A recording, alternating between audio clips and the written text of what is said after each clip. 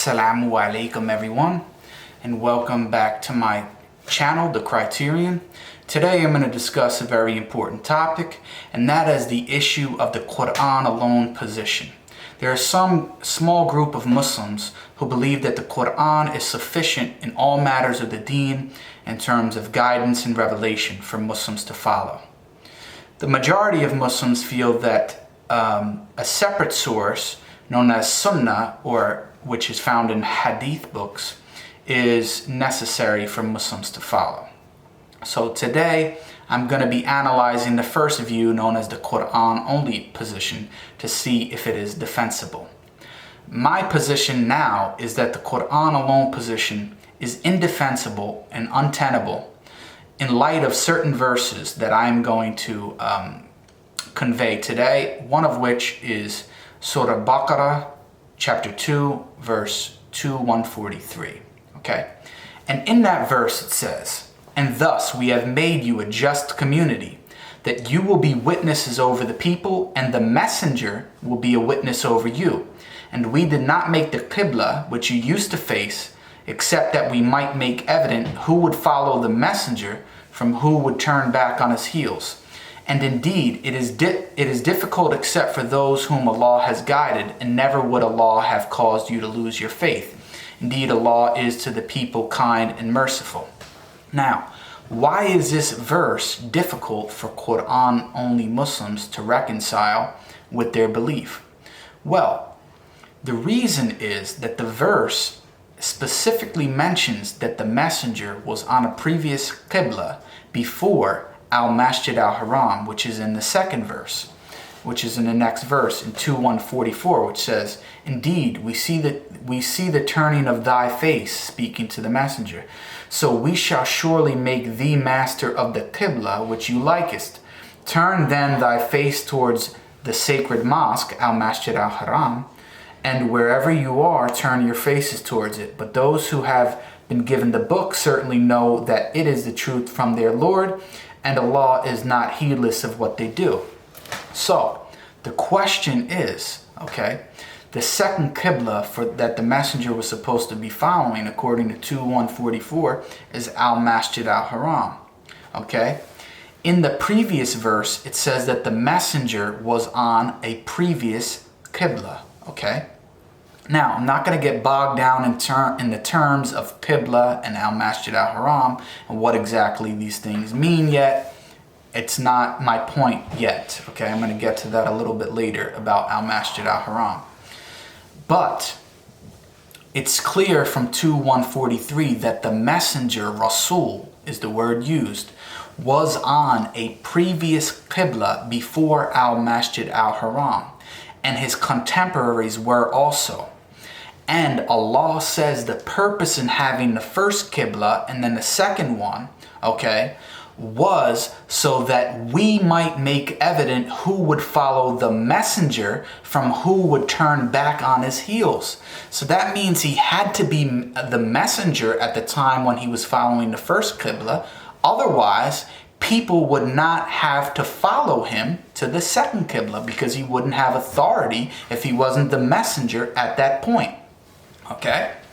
So now the question is, well, we have a clear verse in 2:144 where it states that the messenger is now and the people are now to follow the new Qibla, Al-Masjid Al-Haram, but yet where is the command in the Qur'an for the messenger and other people to follow the first Qibla, whatever that was?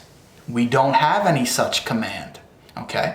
Now, it is the position of the majority, or at least the majority of the Qur'an only Muslims that I know, that they believe that the only wahi or revelation that the messenger received was the Qur'an. So now the question comes, why was he called the messenger at this time when he was on the previous Qibla and teaching others to do so? And secondly, why was he commanding other people to follow that if he didn't have that command in the Qur'an? We don't see a command in the Qur'an for him to follow this other Qibla. So if it's not in the Qur'an and yet Allah certifies him in following it and the other people to follow it and tells us the reason for why he did that and says he was a messenger, okay, then the question is, where is that command? Okay, so Sunnis understand that this verse shows that the messenger must have received other wahi apart from the Qur'an, in which the messenger had access to and warned other people by. Now, this is my understanding as well from the verse. I think that's pretty clear. Okay, now I'm going to step up to the whiteboard because I have a diagram regarding this question of whether or not the messenger received wahi apart from the Qur'an. Okay, so did the messenger receive wahi, revelation, apart from the Qur'an is the question. Some Muslims say yes, some say no. The group that says yes is Sunni, Shia, and Qur'an only. And I'm going to get back to that point of some Qur'an only Muslims that I came across that believe that he did receive other wahi.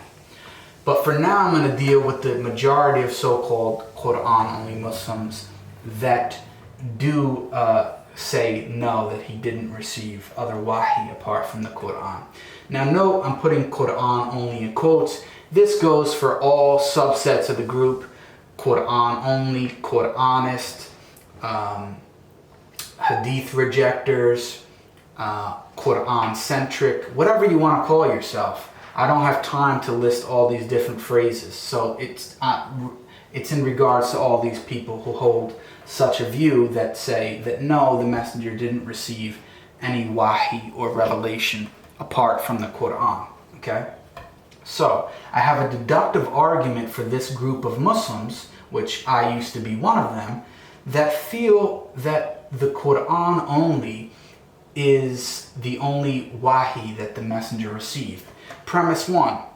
If the messenger received other wahi apart from the Qur'an, then the Qur'an only position is false. Premise 2. The messenger did receive wahi apart from the Qur'an. The proof of that is 2:143, which I just went over. Conclusion, therefore the Qur'an only position is false. Now this is only for the Qur'an only Muslims who believe that he didn't receive wahi apart from the Qur'an.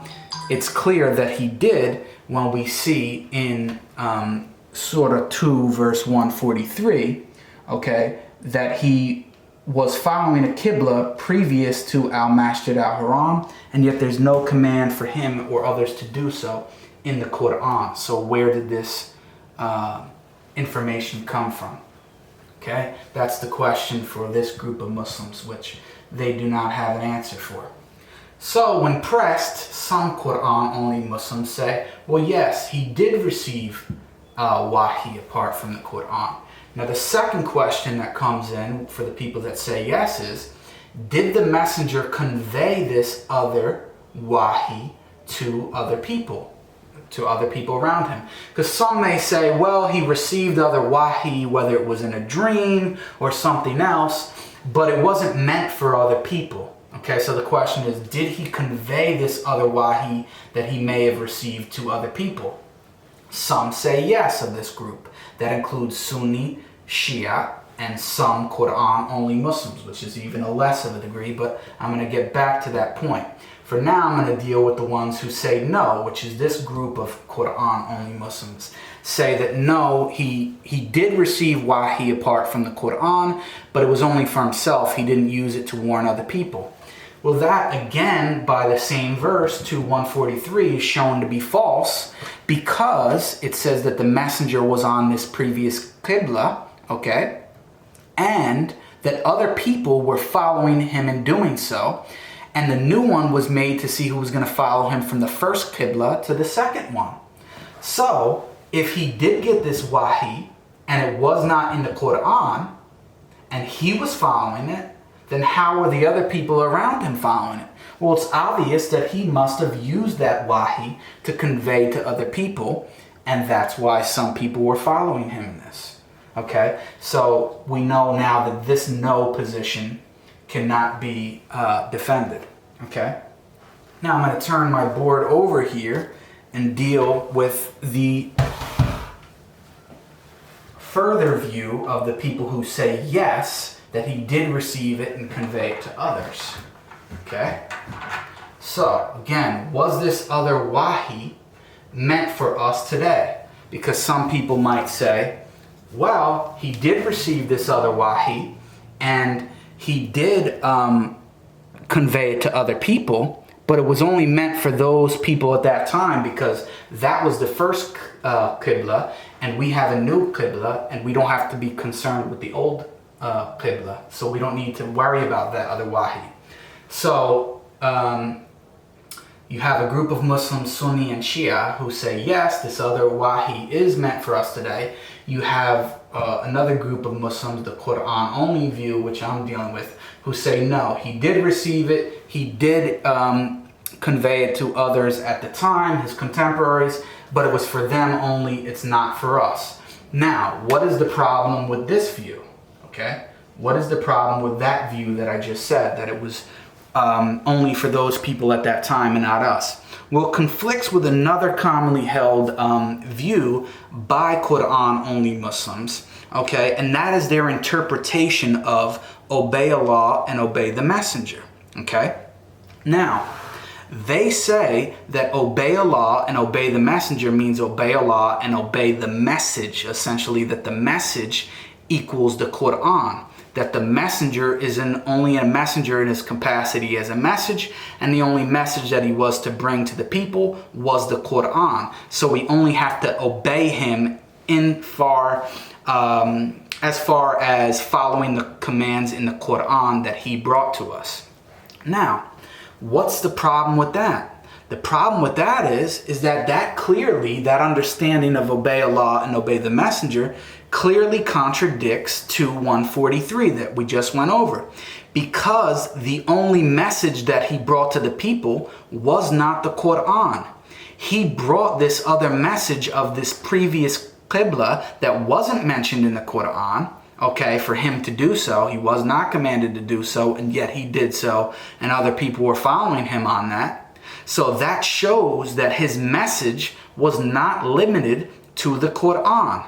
What does that mean? That his authority was not only in matters of just sitting there or standing there and reciting the Qur'an, that he brought the people other wahi and they were obligated to follow it based on the idea of obey Allah and obey the messenger, okay?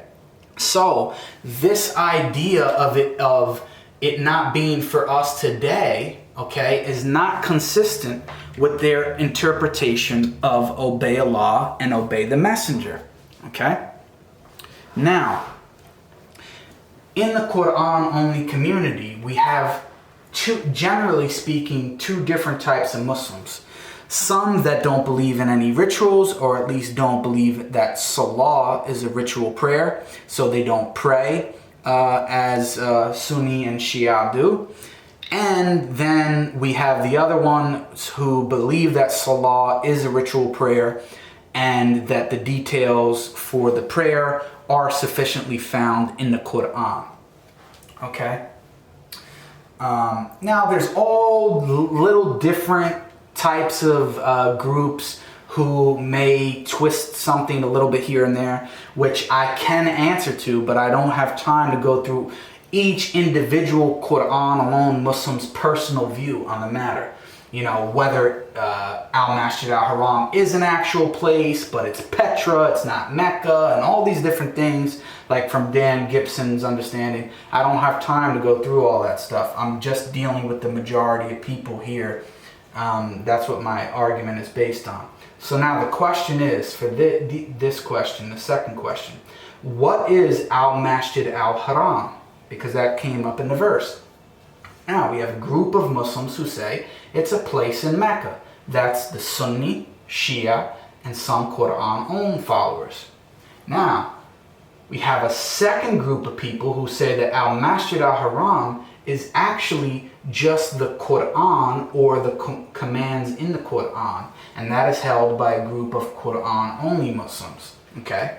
So they believe that al-Masjid al-Haram is equivalent in some sense to the Qur'an, and that is our new Qibla. So that the previous Qibla was the previous scriptures. Now the new Qibla that we are to focus on or face is the Qur'an. Well, that doesn't make sense because it is said in 143 that the messenger was on a previous Qibla, and we know that he wasn't following a previous scripture before the Qur'an, because in Surah 93 verse 7 it says وَوَجَدَكَ ضَالًا فَهَدَى. There was no intermediate state of the messenger being dolal or astray and then guided. He was astray. It says you did not know what the book or faith was. Okay, he was of a people that did not have scripture, and then Allah guided him. Okay, so he wasn't following the Torah or the Injil and then guided to the Quran. That can't be what the verse is saying. Okay, because we know that there was no intermediate guidance for the messenger before the Quran. All right. Now, the second problem with this view is to be found when you insert this understanding, okay, of what al-Masjid al-Haram is in verses that mention al-Masjid al-Haram. All right. And that can be found in Surah 9, verse 19 as one example of this problem. It says, do you hold the giving of drink to the pilgrims, the Hajji, and the maintenance of the sacred mosque, the maintenance of al-Masjid al-Haram, equal to the service of one who believes in Allah and the last day and strives hard in Allah's way? They are not equal in the sight of Allah, and Allah does not guide the iniquitous people. So Allah is bringing up two different types of people. The people who only give drink to the pilgrims and the maintenance of al-Masjid al-Haram, versus the people who believe in Allah and the last day and strive hard in Allah's way. Allah says they are not equal. And which one does he say is greater? He says the latter is greater than the former. In the next verse it says, those who believed and fled their homes and strove hard in Allah's way with their wealth and their lives are much higher in rank with Allah, and it is these that shall triumph. So Allah says that the latter are greater than the former. But now, if we insert this understanding that al-Masjid al-Haram is the Qur'an or the commands in the Qur'an, then it makes nonsense out of the verse, because let's read it that way. Do you hold the giving of the drink to the pilgrims and the maintenance of the Qur'an equal to the service of one who believes in Allah and the last day and strives hard in Allah's way? Well, then Allah couldn't say that the latter was greater than the former, because believing in Allah and the last day and striving hard in Allah's way are all three commands and understandings that are found in the Qur'an itself. You see? So the idea of the Qur'an, okay, and the three things mentioned in the verse, the Qur'an is bigger and includes these three things. So how could you say that the latter is better than the former? It makes nonsense out of the verse, okay? Now, some other people might say, well, it's referring to the people who claim that they uphold the commands in the Qur'an, but they really don't, right? But the problem with that is the previous verse says what? Only he who maintains the masjid, the masajid of Allah, the mosques of Allah, can be he who believes in Allah and the last day and keeps up prayer and pays the poor rate and fears none but Allah. So these it is who may be the guided ones. So a precondition for maintaining the masajid or the masjids of Allah is a person who believes in Allah and the last day. But notice one thing. What's the only thing that's missing? In verse 19, the one who strives hard in Allah's way. And that's what he mentions in verse 20.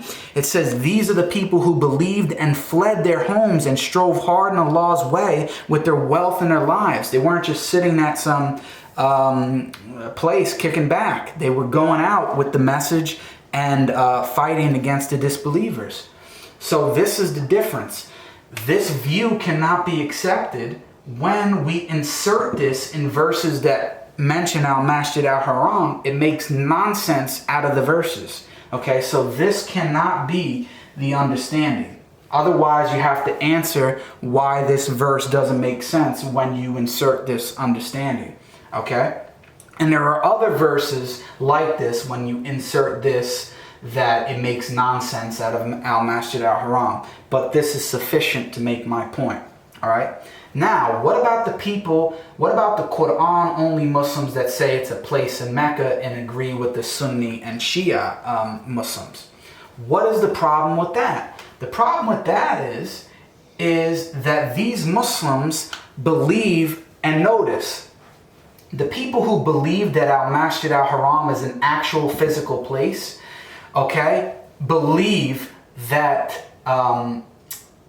Salah is a ritual prayer. Why? Because the verses are clear that we're supposed to face al-Masjid al-Haram. So if you don't take an allegorical meaning of facing at al-Masjid al-Haram and you think it's a physical place, well then Salah goes hand in hand with that and it has to be a physical ritual.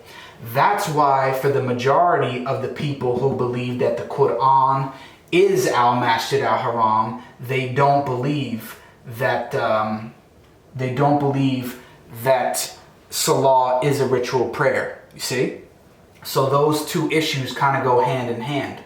Now, what about the people who think that Salah is a ritual prayer and they believe that al-Masjid al-Haram is a place in Mecca? Well, for those people, the problem is they believe that the details for the ritual prayer that they're doing are to be found in the Qur'an alone. Okay? But yet they don't have the details for that prayer that they're doing. Now they do have some. They do have chapter 5 verse 6 where it mentions the so-called wudu, even though that word is not used there. Okay?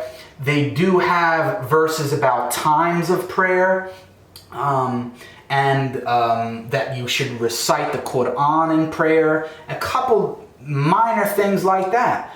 But I have a question for these people, the people who think that Qur'an alone, the Qur'an Only Muslims that believe al-Masjid al-Haram is a place in Mecca that they're supposed to face and pray towards. For those people, my question is, where are the details for your prayer? Now don't give me and comment on the video on my Facebook these basic verses. I want to know, when you start your prayer every day or whenever you do it, do you raise your hands and say Allahu Akbar or Allahu Kabir? Where is the command for that in the Qur'an? When you do your ritual prayer, your salah every day, do you recite Al-Fatiha always as the first surah that you recite in your prayer? If you do, where is the command in the Qur'an to do that? Okay? You do not have these details for what you're doing to be found in the Qur'an. You do not have that. Okay? Do you raise your hands all the time? Okay? And there's a difference of opinion even amongst Sunnis about this view. Okay? But do you raise your hands and say Allahu Akbar after the first time that you say it in prayer? You do not have these details. You're filling in the gaps for where the details that you don't have in the Qur'an about this ritual prayer. So for me, this view is completely indefensible. Okay? So that is the problem with that view. Now, some people might have a question, well, Jake, if you don't believe that any of this is true, and you think that the messenger received other wahi apart from the Qur'an, then what is your position? Well, my position is that the traditional understanding is correct.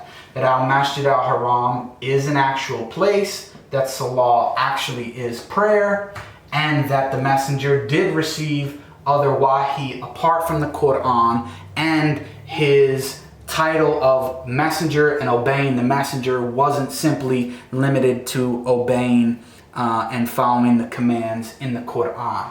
Now, I hope that you guys will understand the argument that I'm giving here. Whether you agree with it or not is up to you. This is my position on the matter.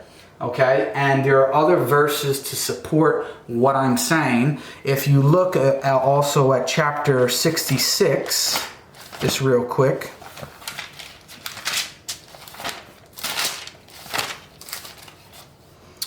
Chapter 66, verse 3, it says, "And when the prophet confided in information to one of his wives, but when she informed others of it, and Allah informed him of it, he made known part of it and passed over part. So when he told her of it, she said, 'Who informed thee of this?' He said, 'The knowing, the one aware informed me.'" He said Allah informed him, basically.